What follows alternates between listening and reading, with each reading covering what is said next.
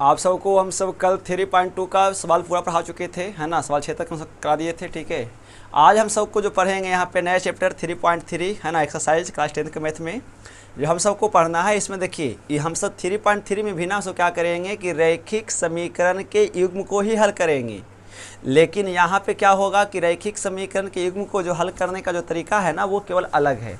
हमने अभी तक के 3.2 में क्या देखा कि रैखिक समीकरण के युग्म को जो हम सब हल कर रहे थे वो हल ग्राफीय विधि से कर रहे थे, और उसमें हम सब x और y का मान नहीं लाए थे। उसमें हम सब केवल अनुपातों की तुलना कर पता ये लगाए थे कि वो संगत है कि असंगत है, प्रतिच्छेद करती रेखा है कि संपाती रेखा है कि समांतर रेखा है, ठीक है जी।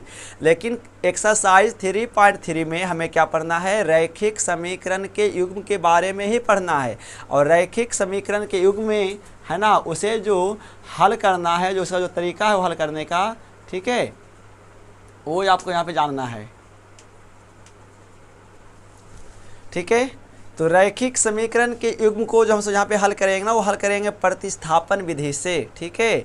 और प्रतिस्थापन विधि से के द्वारा रैखिक समीकरणों के युग्म को हल करेंगे, और हल करने के बाद उसके x और y का मान ज्ञात करेंगे। समझते हैं कि प्रतिस्थापन विधि का मतलब क्या होता है, ठीक है। तो प्रतिस्थापन विधि का मतलब क्या होता है कि किसी एक का मान उठाए कहीं से और उसका मान जब दूसरे चीज़ में रख देते हैं तो उसके द्वारा दूसरे चीज़ों का भी मान आ जाता है, ठीक है। हम सब इस प्रक्रिया को क्या कहते हैं, प्रतिस्थापन विधि कहते हैं। प्रतिस्थापन का मतलब ही होता है ना कि किसी से एक उठाइए किसी से और उसका मान किसी दूसरे में रखेंगे तो दूसरा का भी मान आ जाएगा उसके सहारे, ठीक है।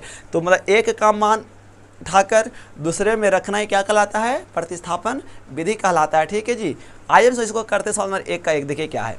हमें यहाँ पे ना सवाल नंबर 1 का 1 दिया गया, ठीक है। आप समझिए ध्यान तरीका से, आप खुद भी कर सकते हो, कोई बड़ी बात नहीं है। और यहाँ से बोर्ड में सवाल आता भी है, आपको क्या करेगा कि रैखिक समीकरण को एक दे देगा और बोलेगा कि दिए गए रैखिक समीकरण के क्या करें, प्रतिस्थापन विधि से हल करें, ठीक है। तो सीखना समझना, ठीक है, और वीडियो को शेयर भी करिएगा। यहाँ पे देखिए 1 का 1 में जो सवाल दिया गया है वो क्या है, x + y = 14 और एक दिया गया है x - y = 4, ठीक है। यहाँ पे जो आपकी मर्जी, आप क्या करिए कि इसको समीकरण 1 मानिए, है ना, और इसको क्या मानिए, आप समीकरण 2 मानिए, ठीक है जी। प्रतिस्थापन विधि में क्या करना पड़ता है ना कि आप यहाँ पे किसी एक समीकरण से शुरू कीजिए, ठीक है। एक समीकरण से आइए, जो भी समीकरण आपको अच्छा लगे, है ना, 1 वाले या 2 वाले। ये नहीं कि हम यहाँ पे यदि हम समीकरण 2 से ही लेकर हल करेंगे तो आप भी हमेशा सवाल में समीकरण 2 से ही हल करेंगे या 1 से हल करेंगे। जो आप जिसको आपको है ना जो समीकरण आपको कंफर्टेबल लगता है कि हम इसके सहारे जो है ना हमारे प्रतिस्थापन करने में समीकरण 1 और 2 आसान है, तो आप उस तरीक़ा से भी है ना आप कर सकते हैं। देखिए हम यहाँ क्या करते हैं ना, सबसे पहले क्या करते हैं ध्यान दीजिए, और हम एक बात बताते हैं कि देखिए जो समीकरण माइनस में होगा ना हमेशा उसी से चलना है, ठीक है। क्या होता है कि माइनस वाला थोड़ा सा अच्छा लगता है, जब जानते हैं सब क्या कि जब कोई भी चीज़ जब प्लस के ऊपर जाता है तो इसका मान बदल जाता है ना। तो यहाँ पे माइनस वाला होगा तो जाएगा ऊपर, तो क्या हो जाएगा, प्लस में हो जाएगा, ठीक है जी। तो हम सब यहाँ पे क्या आएंगे ना, समीकरण 1 से आएंगे, ठीक है। समीकरण 1 से आएंगे, सॉरी समीकरण 2 से आएंगे, ठीक है। हमने बोला था समीकरण 2 से आइए। तो समीकरण 2 आपका कितना है, देखिए तो x - y = 4, ठीक है। और हम सब मान कैसे लाते हैं, जानते हैं ना कि जब हम x का मान लाना होता है तो क्या करते हैं, एक चीज़ को उस साइड भेज देते हैं, है ना, और बाकी जिसका मान लाना होता है हम इसको रोक लेते हैं। तो हमेशा प्रयास करेंगे कि माइनस वाले को ही उधर भेजिएगा, ठीक है। तो हम सब y को भेजेंगे ऊपर, तो इधर आपको क्या बच जाएगा, x = 4, अब y इधर माइनस में जाएगा, उधर हो जाएगा प्लस में। देखिए ये समीकरण 1 है, ये 2 है, तो आप इसे क्या करिए, बाई लिख दिए है ना, आप इसे क्या मानिए, समीकरण 3 मानिए, ठीक है जी। आप ध्यान से देखिए क्या करना पे यहाँ पे करना है। हमने जब समीकरण 2 से आया तो हमें क्या मिल गया, समीकरण 3। अब क्या करेंगे, समीकरण 3 का मान ना 1 में रखेंगे। याद रखिए आप जिससे आते हो और आने के बाद जो आपको समीकरण 3 मिलता है तो 3 का मान उसी में नहीं रखना है। आप जिससे आए आपको समीकरण 3 मिला और समीकरण 3 का मान है ना जो समीकरण बचा हुआ है उसमें उसको क्या कर देंगे, रख देंगे। यही है क्या, प्रतिस्थापन विधि कहलाता है। तो सबसे यहाँ क्या लिखेंगे, देखिए समीकरण 3 का मान है ना, समीकरण 3 का मान समीकरण कहाँ रखेंगे जी? समीकरण 1 में रखने पर, ठीक है, समीकरण 1 में रखने पर। तो समीकरण आपका 1 कितना है? तो x प्लस वाई बराबर 14 है ना। तो अब देखिए आप समीकरण 3 में किसका मान लाए हैं? x का मान ना, यानी x किसके बराबर है? तो 4 प्लस वाई के बराबर है। तो जहाँ पे x रहेगा तो क्या करेंगे कि x की जगह पे है ना उसका मान बैठा देंगे। यही होता है प्रतिस्थापन करना। तो यहाँ पर x है और हमने x का मान क्या लाया? 4 प्लस वाई। तो उसे क्या करेंगे? इस x के जगह पे क्या करेंगे? इस x का मान पुट कर देंगे। तो x का मान कितना आया था? 4 प्लस वाई, और प्लस का प्लस एक वाई आपको यह दिया हुआ है, और कितना? 14।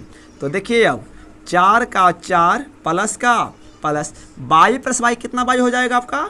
2 वाई हो जाएगा बराबर 14, ठीक है। अब क्या करेंगे कि अब आपको क्या करना है ना, संख्या को अपने अपने जाति में भेजना है। तो कौन जाएगा किधर? 4 इधर प्लस में है, जाएगा उधर तो हो जाएगा माइनस में। तो खाली इधर क्या बचेगा? तो खाली इधर बचेगा 2 बाई बराबर, और 14 उधर ही है, और 4 इधर प्लस में जाएगा, उधर क्या हो जाएगा? माइनस में हो जाएगा जी। तो 2 बाई इजकल टू घट कर कितना आएगा? 10। अब यहाँ पे 2 बाई का मान आया है 10, आपको 1 बाई का मान लाना है। तो क्या करते हैं? कम के लिए भागा लगाते हैं। तो 2 बाई यहाँ पे गुना में रहता है, तो 2 जाएगा ऊपर टी, तो क्या बचेगा खाली? बाई बराबर कितना? 10/2। भाग लगाएंगे 5 दूनी का 10, यानी आपको बाई का मान कितना मिल गया? 5 मिल गया। तो यहाँ पे समीकरण का युग्म है x और y के रूप में ना, तो इधर यहाँ पे x और y का मान आया है, अब बताना पड़ेगा x का मान। तो अब क्या करेंगे वो जानिए, देखिए ध्यान से समझिए, ठीक है। आप क्या लिखिए ना कि y का मान, ठीक है जी, किसका मान? y का मान कहाँ रखेंगे पता है? y का मान आप समीकरण 3 में रखेंगे। ऐसे तो आप सभी बाई का मान 1 में भी रखेंगे तो भी आ जाएगा, 2 में रखेंगे तो भी आ जाएगा, लेकिन 3 आसान क्यों है? जानते हैं क्यों है? क्योंकि x तो अपने साइड में है, ये है, खाली जहाँ बाई होगा उसका पुट कर देंगे और बाकी जो काम होगा कर देंगे, तो इसीलिए ये आसान हो जाता है। तो याद रखिए कि जब किसी भी आप x और बाई का मान निकाल लेते हैं एक चीज़ का, तो हमेशा उसका मान 3 में रखने का प्रयास ज़्यादा करेंगे, वो आपको करने में काफ़ी आसानी होगा। तो हमने यहाँ क्या लिखा कि बाई का मान समीकरण 3 में रखने पर, तो समीकरण 3 मेरा कितना था? तो था x बराबर 4 प्लस वाई। तो जहाँ जहाँ पर बाई और कितना पुट कर देंगे? 5 पुट कर देंगे। x बराबर क्या? x बराबर 4 अब प्लस बाई का मान कितना था? 5 था, कितना आ गया? x बराबर 9 है ना, यानी x बराबर 9 आया और बराबर कितना आ गया? 5 आ गया, ठीक है जी। यही आपका क्या है? प्रतिस्थापन विधि कहलाता है। इसको लिखिए, सवाल 2 की ओर बढ़ते हैं, ठीक है। चलिए हम सवाल 2 है ना, सवाल 1 का 2 देखते हैं। हमें क्या कहता है 2 में? s माइनस टी बराबर 3 दिया हुआ है, और 2 कितना है? s/3 प्लस टी बाई 2 बराबर 6। आइए हम किससे आएंगे? समीकरण 1 से आएंगे यहाँ पे। तो समीकरण 1 में कितना था? s माइनस टी बराबर 3, और टी जाएगा ऊपर टी तो हो जाएगा प्लस में, तो x बराबर 3 प्लस टी है ना। ये आपको क्या मिल गया? समीकरण 3, ठीक है जी। अब देखिए समीकरण 3 का मान बोलिए कहाँ रखेंगे? हमने आपको क्या बोला कि 1 से आए हैं, तो अब हम सब क्या करेंगे? यहाँ पे समीकरण 3 का मान कहाँ रखेंगे? समीकरण 2 में रखेंगे ना। समीकरण कहाँ पे?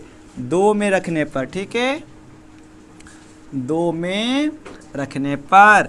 तो हमारा 2 समीकरण कितना था? s/3 प्लस टी बाई 2 बराबर 6। अभी देखिए मान पुट करने से पहले ये जो समीकरण जो है ना, ये बटा के रूप में है, ठीक है। तो पहले आप क्या करिए कि आप इसको बटा को ख़त्म करिए। तो बटा को ख़त्म करने के लिए यहाँ पे क्या करना पड़ेगा? आपको भिन्न का जोड़ बनाना पड़ेगा। तो भिन्न जोड़ क्या बनेगा? पहले क्या होता है? नीचे वाले का होता है एलसीएम। तो 3 और 2 का एलसीएम क्या हो जाएगा आपका? 6, क्योंकि जिसका एलसीएम ना हो तो हम क्या करते हैं? हम गुना कर देते हैं।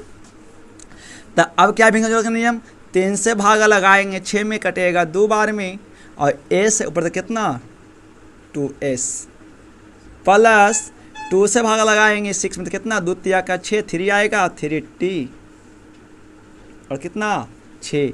अब 6 इधर बटा में जाएगा, उधर तो क्या हो जाएगा गुना में, तो देखो यहाँ लिख देते हैं। तो फिर क्या हो जाएगा जी, फिर आपको जो हो जाएगा वो क्या हो जाएगा 2s प्लस 3t बराबर 6 × 6 है ना। जाएगा तो यहाँ पे क्या हो जाएगा 36, हम यहाँ पे 36 लिख देते हैं, ठीक है। चलिए अब हमने क्या लिखा था कि 3 का मान 2 में रखने पर, तो 3 में किसका मान आया था s का मान ना, तो जहाँ जहाँ पर s उसका मान पुट करिए। तो s का मान कितना अवल है यहाँ पे 3 + t, अब प्लस कितना t है पहले से 3t है, तो 36, तो 2 ब्रैकेट का अर्थ गुना, तो 2 तिया का 6, अब प्लस कितना t 2t, प्लस का कितना t है पहले से 3t है बराबर 36। तो देखिए 6 + 2t और 3t एक जाति का कितना t जुट कर आएगा 5t 36। तो 6 इधर प्लस में जाएगा, उधर क्या हो जाएगा क्या में माइनस में, तो 5t बराबर 36 - 6, तो घट के कितना बाबू 30 है ना। तो 5 इधर गुना में जाएगा, उधर हो जाएगा बटा में, तो t कितना 5, तो 6 × 5 = 30, यानी टी का मान कितना मिल गया आपको 6 मिल गया है ना। आप क्या करिए टी का मान कहाँ रखेंगे, अब समीकरण 3 में रखेंगे। तो लिखिए टी का मान समीकरण 3 में रखने पर, तो समीकरण 3 कितना था आपको x बराबर 3 + t, तो जहाँ जहाँ t इसको पुट कर देंगे, देखिए इसको यहाँ कर देते हैं, s बराबर 3 + t का मान 6 था, पुट कर लीजिए तो कितना आ गया s बराबर 6×3 9, ठीक है। ये था आपका समीकरण 2, देखिए है ना। हम सब बढ़ते हैं आगे की ओर, चलिए ठीक है। आइए हम सवाल 3 देखते हैं, सवाल 3 क्या कहता है। सवाल 3 में जो आपको दिया हुआ है ना वो क्या है 3x - y बराबर 3। आप इसे क्या कर एक मानिए 9x - 3y और कितना 9, आप इसे समीकरण 2 मानिए। बोले किससे आ जाएं, समीकरण 1 से आइए, 2 से बात तो दोनों एक ही बात है। किससे आते हैं समीकरण 1 से, समीकरण 1 से आएंगे तो कितना आएगा 3x - y बराबर 3। हमने आपको क्या बोला अभी कि माइनस वाले को भेजेंगे ऊपर t, तो क्या हो जाएगा 3x बराबर 3, अब y इधर माइनस में है जाएगा तो हो जाएगा प्लस में, हो गया जी। और यहाँ पर आया है किसका मान है ना x का मान लाना है, तो 3 इधर गुना में जाएगा तो क्या हो जाएगा बटा में, तो x बराबर क्या मिलेगा आपको 3 + y और कितना 3, और आप इसे क्या मानिए समीकरण 3। चलिए आते हैं और देखते हैं कि समीकरण 3 का मान हम 1 से आए थे तो कहाँ रखेंगे इसको समीकरण 2 में रखने पर, तो समीकरण 2 कितना हमारा है 9x - 3y बराबर 9। चलिए जहाँ जहाँ पे x उसको वहाँ पुट करके देखते हैं क्या होता है आगे है ना।